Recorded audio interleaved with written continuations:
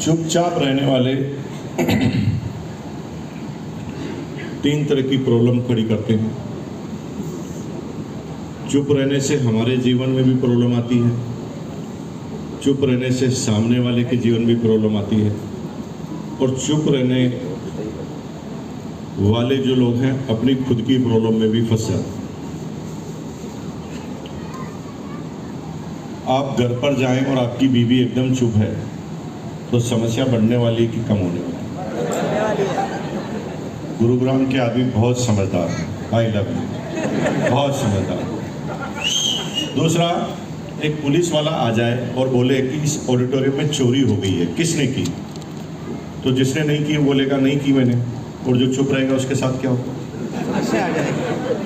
कितने समझदार हैं आप, मैं ये समझाना चाहता हूँ। मैं अगर आपसे पूछ रहा हूँ कि आप कैसे हैं तो जवाब दो ना भाई, मुझे कन्फ्यूजन हो रहा है कि तबीयत तो खराब नहीं है आपकी।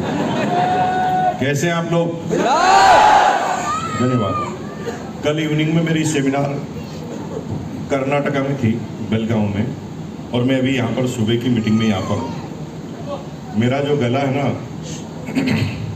पूरी तरह खत्म हो चुका। 17 मीटिंग लगातार थी मेरी, 70।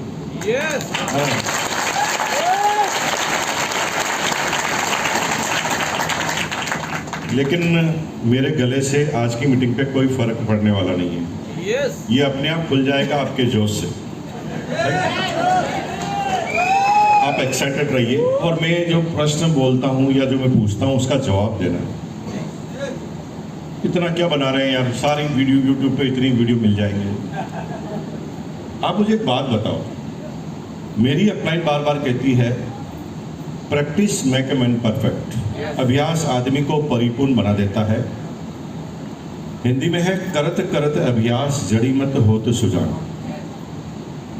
अगर जिस काम को तुम लगातार करते रहोगे उसमें परिपूर्ण हो जाओगे, राइट?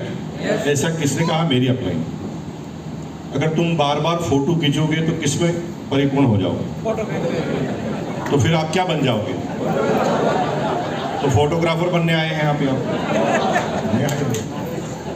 इसलिए छोड़ दीजिए यार। अगर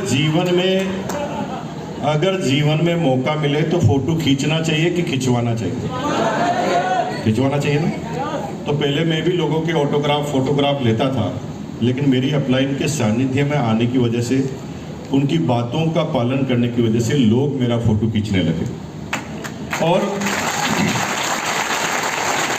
मैंने कोई ऐसा महान काम नहीं कर दिया, मैंने काम एक डिसिप्लिन वे में किया, और दुनिया का हर इंसान वो काम कर सकता है जो मैंने किया, और आपका भी लोग फोटो खींच सकते हैं। और आज अगर मेरी बात को सुनेंगे तो निश्चित रूप से आपके जीवन में ऐसा होने वाला। कैसे हैं? लास्ट बार पूछ रहा हूं, आप कैसे हैं? अब ठीक लग रहा है। अच्छा, कितने लोग जिंदा हैं? वो पीछे भाई साहब चेक ही कर रहे हैं खुद को। जिंदा ही है ना आप लोग? और जिंदा लोगों से ही मेरे से बात की जाती है। मैं जिंदा आदमियों से ही बात करता हूँ भाई। जीवन में बहुत समस्याएं हैं, मैं जानता हूँ। मतलब मुझे कोई समझाने की जरूरत नहीं कि आपके जीवन में कितनी समस्याएं हैं, मुझे पता है, आई नो वेरी वेल। लेकिन ये जीवन की सारी समस्या इसलिए है क्योंकि हम जिंदा हैं, राइट? समस्या खत्म करनी तो क्या करना पड़ेगा? आई लव यू यार, बहुत समझदार है गुरुग्राम के लोग जो ना एक्स्ट्रा ऑर्डिनरी इंटेलिजेंट है। यानी जीवन में चैलेंज आएंगे तब तक जब हम जिंदा रहेंगे, और जिंदा रहना महत्वपूर्ण है। चैलेंज महत्वपूर्ण नहीं है, ये आते रहेंगे जाते रहेंगे। हर आदमी को लगता है कि मेरा चैलेंज थोड़ा ज़्यादा है, लेकिन इस दुनिया में जब आते हो तो अलग अलग तरह के चैलेंज सभी के जीवन में होते हैं। लेकिन खुश हो जाइए कि इन चैलेंजों की वजह से ही आप जिंदा हैं। मरे हुए आदमी को कोई चैलेंज आया अभी तक? कितना मस्ती से सो के जाता है। तुम छाती पीटते रहो, उसके कोई फर्क ही नहीं पड़ता है। तो चैलेंज आते रहने चाहिए, और ये बताता है कि हम जिंदा हैं, राइट? जीवन में बहुत सारी चीजें हमारे मुताबिक नहीं हो रही है, मैं जानता हूं। हर साल लाल किले से देश के प्रधानमंत्री यही बोलते हैं कि हालचाल ठीक नहीं है, मुझे पता है। सारे प्रधानमंत्री यही बोलते हैं और सभी कहते हैं मैं ठीक कर दूंगा। सब क्या बोलते हैं? ठीक कर दूंगा। और 75 साल से बोल रहे हैं, क्या बोल रहे हैं? मैं ठीक कर दूंगा। और हम इतने भोले हैं कि हम सोच रहे हैं कि वही ठीक करेगा। हम इंतजार कर रहे हैं कि कोई तो आएगा जो हमारे को ठीक कर देगा। पूरी सृष्टि पर कोई किसी को ठीक नहीं कर पाएगा। अगर इस दुनिया में कोई किसी को ठीक कर सकता है तो खुद को खुद, यानी स्वयं ही खुद को ठीक कर सकता है। और दुनिया में किसी के पास ठीक करने की ताकत नहीं।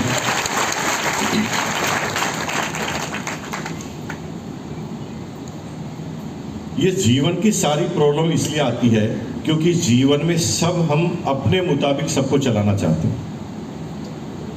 जीवन में हम बहुत सारी आशाएं रखते हैं लोगों से और वहीं से जीवन के सारे चैलेंज आना चालू होते हैं। मेरा बच्चा मेरे हिसाब से चलना चाहिए, मेरी बीवी मेरे हिसाब से चलनी चाहिए, मेरा पति मेरे हिसाब से चलना चाहिए। हर आदमी चाहता है कि मेरे हिसाब से पूरी सृष्टि चले। और जब भी लोगों को अपने हिसाब से चलाने की कोशिश करोगे आप खुद टेंशन में आ जाओगे। इसलिए जीवन में बहुत सारे चैलेंज हैं, प्रॉब्लम है। किसी को ठीक करना आपके बस की बात नहीं है, आप खुद को ही ठीक कर सकते हैं। लेकिन अप्रिशिएट कर कर आप अपने जैसा उसे बना सकते हैं। अप्रिशिएट करके उसके अंदर जो सुधार चाहते हैं वो ला सकते हैं। लेकिन क्रिटिसाइज, कंडम यानी खंडन कर कर आप किसी को ठीक नहीं कर सकते। मैं छोटे से एग्जाम्पल दूंगा फिर बात चालू करूंगा। माइंड प्रिपेयर होना बहुत जरूरी है। मैं जिस सब्जेक्ट पे बात कर रहा हूं उसकी, आपका बच्चा 10वीं क्लास में पढ़ता है और 3rd डिवीजन में पास हुआ है। बीइंग ए पेरेंट्स आपको गुस्सा आएगा कि प्यार आएगा? मैंने कहा कि नहीं बोलते हो तो 3 तरह की प्रॉब्लम होगी। बताइए। गुस्सा। गुस्सा आएगा ना? यस। एक आम आदमी को जब गुस्सा आता है तो वो क्या करता है? गाली गलौज, थप्पड़ लगा। राइट? सभ्य आदमी कह रहे हैं कि हम शब्दों से ही काम चलाते हैं। वो कहते हैं उल्लू के पट्टे, गधे के बच्चे, मेरी नाक कटा दी तूने, पड़ोस की लड़की को देख हमेशा 1st डिवीजन पास होती है। तो आपका लड़का कहता है उसी को तो देखता हूँ इसलिए फेल होता है। अभी मैं आपको हंसा रहा हूँ, मैं चाह रहा हूँ कि थोड़ा नॉर्मल हो जाए मेरी बात को समझने के लिए।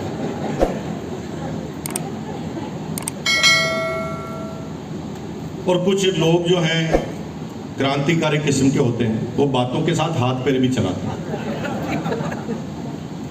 ऐसा करते हैं कि नहीं करते? अच्छा, ऐसा करने के बाद कितने के बच्चे मेरिट में आ गए? गुरुग्राम की बात नहीं कर रहा हूं, पूरी सृष्टि पर एक भी ऐसा बच्चा नहीं है जिसकी धुनाई करने के बाद वो मेरिट में आ गया, या गधे का बच्चा बोलने के बाद वो क्लास का टॉपर बन गया।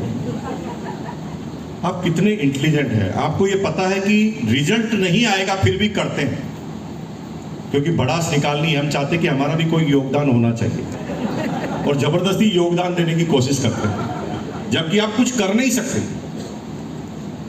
क्रिटिसाइज करके आप इसे टॉपर नहीं बना सकते। पूरे संसार में ऐसा हुआ ही नहीं। मेरी upline the magic of spoken word का हवाला देकर मुझे बार बार कहती थी, शब्दों में जो पावर होती है ना, वो दुनिया की सबसे बड़ी पावर होती है। परमाणु बम अगर एक जगह गिरे तो 15 साल उसका असर होता है, लेकिन अगर गलत शब्द बोला जाए ना तो उसका पीढ़ियों तक नतीजा भुगतना पड़ता है। तूने मुझे ऐसा कहा, फिर आपके पड़पोते लड़ेंगे, तेरे परदादाजी ने मेरे परदादाजी को ऐसा कहा, और वहां तक युद्ध चल रहा है, झगड़ा चल रहा है। एक शब्द, एक सही शब्द बड़े से बड़े युद्ध को रोक सकता है और एक गलत शब्द भारी से भारी युद्ध को शुरू कर सकता है। इसका मतलब ऐसे मत बोलिए कि सामने वाला आदमी तुम्हारे से ही घबराने लग जाए। बच्चे को पीटोगे, इसका मतलब वो मेरिट में तो नहीं आएगा, वो तुम्हें खड़ूस समझना चालू कर देगा, तुम्हें राक्षस समझना चालू कर देगा। पिताजी जिधर से निकलेंगे वो पतली गली से पीछे से निकल जाएगा, वो आपके सामने भी नहीं आएगा। इलाज नहीं है। मेरी अपलाइन क्या कहती है, अगर ऐसा हो जाए तो कैसे करना चाहिए, एक डेमो बताया उन्होंने। अगर आपका बच्चा 10वीं क्लास में आया है और फेल या 3rd डिवीजन पास हुआ है तो उसकी मार्कशीट को देखना है और मुस्कुराना। क्या करना है? फिर बच्चे की तरफ देख के भी मुस्कुराना। 3-4 बार लगातार ऐसा कीजिए। बच्चे को देखिए, मार्कशीट को देखिए, मुस्कुराइए और फिर धीरे से बोलिए गजब। क्या बोलना है? Very good. क्या बोलना है? Very good. मजा आ गया। मजा आ गया। पूरे साल मैंने तुझे 1 सेकंड भी पढ़ते हुए नहीं देखा, फिर भी पास। अभी भी वही बोला है कि पढ़ता नहीं है, लेकिन बोलने का तरीका चेंज कर दिया। पूरे साल मैंने तुझे 1 सेकंड भी पढ़ते हुए नहीं देखा, फिर भी पास। इसका मतलब दिमाग तो तेरे अंदर है, क्योंकि जो बच्चा बिना पढ़े पास हो सकता है, मैं गारंटी के साथ कहता हूं कि 1 घंटा भी रोज पढ़ना चालू करे तो कॉलेज का, स्कूल का टॉपर बन सकता है। ऐसा कहने से 5% भावनाओं को जगाया जा सकता है और पढ़ने के प्रति प्रेरित किया जाता है। गधे का बच्चा बोलने से तो नहीं हो। क्लियर? यस। हिंदुस्तान के 95% शादीशुदा पुरुषों को लगता है कि जिससे भी मेरी शादी हुई है उससे ठीक मिल सकती थी। कितने परसेंट? 99 है। हिंदुस्तान के 95% पुरुषों को ऐसा लगता है, सर्वे की रिपोर्ट।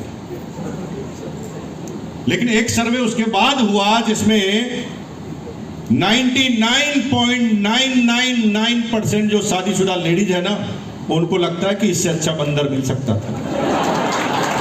तुम 95 पे बड़े खुश हो गए थे कि तुम्हारी प्रॉब्लम भारी है, उधर 99.9999 कभी झांक कर तो देखो। लेकिन प्रॉब्लम क्या है? जो हो गया उसको हम एक्सेप्ट नहीं करते, भड़ास निकालते। तुम उसे कहते हो कि मेरी किस्मत खराब थी कि तेरे से शादी हो गई, और वो कहती कि मेरा कर्म फूट गया कि तेरे साथ शादी हो गई। और जिंदगी भर दोनों एक दूसरे को ऐसा कहते रहते हो। बच्चे बेचारे बीच में पिसते रहते हैं, उनका भविष्य खराब होता रहता है। अब शादी तो हो गई ना महाराज, अब करोगे क्या?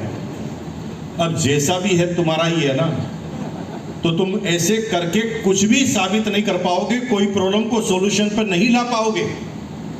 अब तो एक ही तरीका है, जो भी है उसे अच्छा कह कह के अच्छा बना दो। जो भी है उसे अच्छा कह कह के अच्छा बना दो। एक भाई साहब थे जो 9 बजे ऑफिस जाते थे, 7 बजे का अलार्म भरते थे। एक दिन अलार्म भरना भूल गए, 8 बजे नींद खुली। 8 बजे नींद खुली तो टेंशन में आ गए, इतने भारी टेंशन में आ गए कि वो तुरंत उठे, फटाफट स्पीड से करंट की तरह फटाफट बेसिन पर गए, ब्रश लिया, पेस्ट लिया, रगड़ना चालू किया और फटाफट ब्रश को खत्म करके बाथरूम की तरफ दौड़े, टॉवल खींचा और बाथरूम में दौड़े। बाथरूम की चटकनी लगाने से पहले चिल्लाए, अरे सुनो, मैं बहुत लेट हो गया हूं, चाय तैयार रखना। ऐसा होता कि नहीं होता? होता। करते करते गए, मैं बहुत लेट हो गया हूं, चाय तैयार रखना। आपकी बीवी सुबह 4 बजे से उठी हुई, बच्चे को तैयार करने से लगाकर ब्रेकफास्ट बनाने तक, स्कूल को भेजने तक की तैयारी कर चुकी है। आज लंच में, डिनर में क्या बनेगा उसकी तैयारी कर चुकी है। झाड़ू पोछे कब कब कैसे कैसे लगेंगे, पूरे दिन में उसे क्या काम करना है, उसकी पूरी प्लानिंग आपकी वाइफ कर चुकी है। लेकिन आपको इस तरह से परेशान होते हुए उसने देखा नहीं कभी, इसलिए वो आपको कोऑपरेट करती है और वो सारे काम छोड़कर किचन की तरफ भागती। मीडियम फ्लेम पर चाय बनाती थी हमेशा, आज उसने अपनी फ्लेम को टॉप पर ले गई। तेज गति से चाय बनाना चाहती है आपके लिए, इतनी तेज गति से चाय बनाती है कि चाय में शुगर, शक्कर यानी चीनी डालना भूल जाता है। ऐसा होता कि नहीं होता? कभी कभी जल्दबाजी में होता है। अब हम मनुष्य, हम अच्छाई को हाईलाइटेड नहीं करते, हम हाईलाइटेड क्या करते हैं? जो कमी होती है उसको। शुगर डालना आपकी बीवी क्यों भूली? क्योंकि उसने चाय बनाई। अगर वो चाय नहीं बनाती तो शुगर डालने की गलती होती? कभी भी गलती नहीं। इसका मतलब यह है कि काम जो करेगा ना, गलती उसी से होती है। आपने कभी चाय बनाई नहीं तो आपको गलती हुई क्या कभी? उसने चाय बनाई इसलिए गलती हो गई, अगर चाय नहीं बनाती तो शायद गलती होती। शुगर नहीं है, चिल्लाए तेज, दिमाग खराब कर दिया, एक चाय ढंग से नहीं बना सकती तुम। लेडीज जो ना सहनशीलता की मूर्त है। जो पेशेंस लेवल लेडीज के अंदर पाया जाता है पृथ्वी पर किसी इंसान में नहीं पाया जाता। लेकिन कोई भी लेडीज जो है ना 3 साल तक ही लगातार सुनती। आप ही की कहानी बता रहा हूं।